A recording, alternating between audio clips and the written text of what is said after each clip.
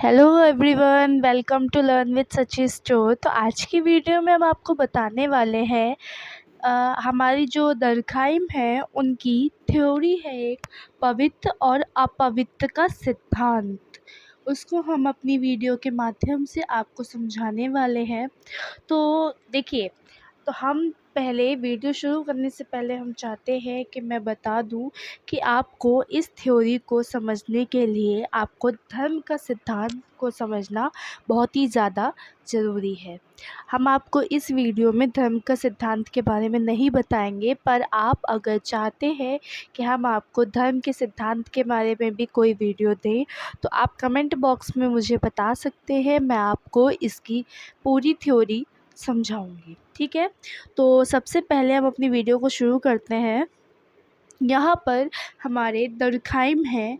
तो इस वीडियो को शुरू करने से पहले हमें दरखाइम के बारे में भी थोड़ी चीज़ें जाननी ज़रूरी है कि दरखाइम तो जो थे हमारे वो 15 अगस्त 1858 को उनका जन्म हुआ था और वह फ्रांस के एपिनल नामक कस्बे में हुआ था उनका जन्म।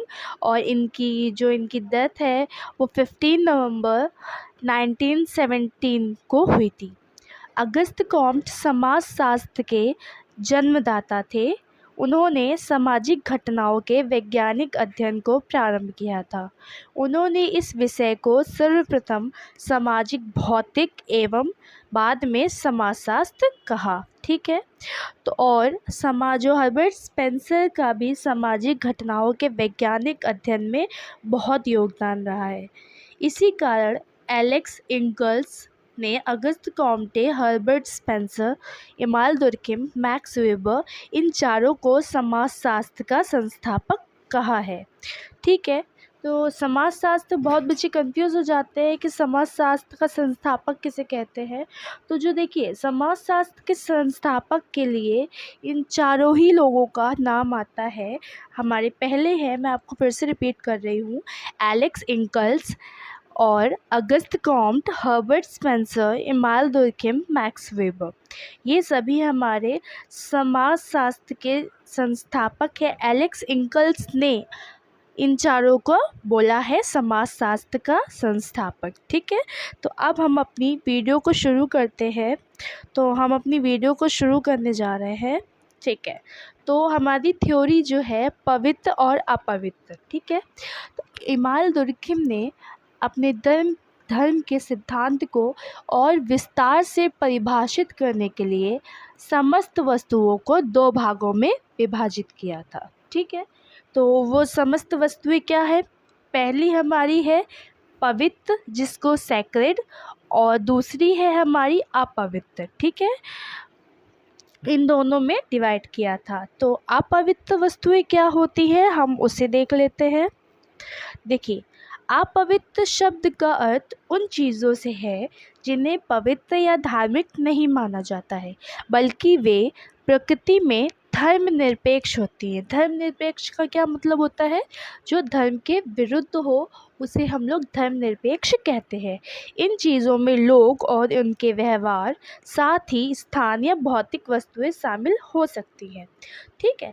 अब हम लोग एक एग्ज़ाम्पल के थ्रू जानने की कोशिश करते हैं कि अभी अपवित्र वस्तुओं से क्या तात्पर्य है, ठीक है।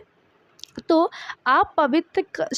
जो अपवित्र का अर्थ है, सिर्फ वस्तु ही नहीं होती, पता है, मानवीय व्यवहार भी हो सकते हैं जो किसी अन्य धर्म के बारे में अपमानजनक या असम्मानजनक राय या कार्य, घृणित, ईर्ष्या, निंदा वाली भाषा का उपयोग भी अपवित्रता को दर्शाता है, ठीक है।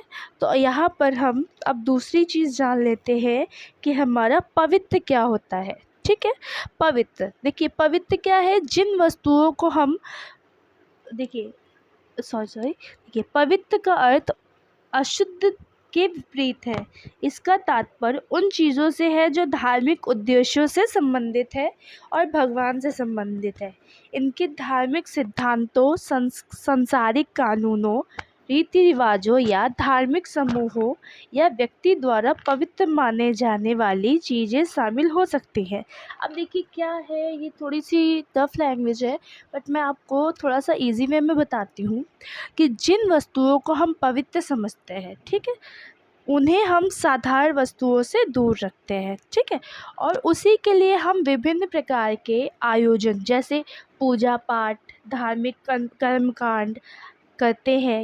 यही से धर्म की उत्पत्ति हुई है। अच्छा, एक एग्जाम्पल देखिए, जब हम मंदिर के अंदर प्रवेश करते हैं तो बाहरी अपने जूते चप्पल को द्वार पर उतार देते हैं। क्यों उतारते हैं? क्योंकि हम उन जो स्थान है वो उसको क्या मानते हैं? पवित्र मानते हैं, ठीक है।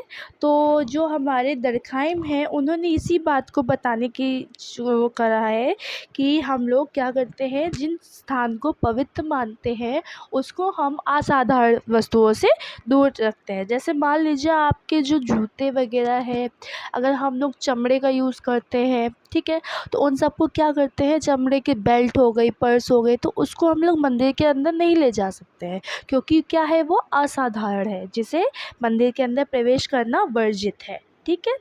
अब हम लोग देखते हैं, अच्छा कुछ और एग्जाम्पल हम बता देते हैं। देखिए, अगर आप रोज़मर्रा की उन चीज़ों के बारे में सोचिए जो व्यक्ति करता है, ठीक है। अब अपवित्र के कुछ और एग्जाम्पल्स हैं, ठीक है, जैसे कार चलाना, काम पर जाना, अपना ईमेल चेक करना, ये सभी चीज़ें काफ़ी सामान्य है और रोज़मर्रा की ज़िंदगी के सामान्य तत्व के रूप में शामिल है। दुर्खिम ने चीज़ों को, इन सभी चीज़ें जितनी मैंने बताई, जैसे कि कार चलाना, काम पर जाना, अपना ईमेल चेक करना, ये सारी वस्तुओं को दुर्खिम ने क्या कहा है? अपवित्र कहा है, ठीक है। हमारे दिन प्रतिदिन के जीवन के वे नियमित पहलू, हम इस बात से इनकार नहीं कर सकते कि हम कुछ चीज़ों को पवित्र मानते हैं, ठीक है। हम कुछ चीज़ों को पवित्र मानते हैं और कुछ चीज़ों को अपवित्र मानते हैं। हालांकि हम उन चीज़ों को असाधारण मानते हैं जो श्रद्धा को प्रेरित करती है, ठीक है। चर्च जाते समय अपनी कार में ड्राइव करना अपवित्र है। अपने पसंदीदा रोमांस उपन्यास को पढ़ना अपवित्र माना जाएगा। बाइबल पढ़ना ईसाइयों के लिए उसी तरह पवित्र है जिस तरह मुसलमान कुरान को श्रद्धांजलि देते हैं। धर्म एक सामाजिक संस्था है, ठीक है। आसान शब्दों में समझिए, धर्म एक सामाजिक संस्था है जिसमें पवित्रता को पहचानने के आधार पर विश्वास और प्रथाएं शामिल है। अगर आपको मेरा पवित्र और अपवित्र का सिद्धांत समझ में आया है तो please like, subscribe and share, और थैंक्स फॉर वॉचिंग।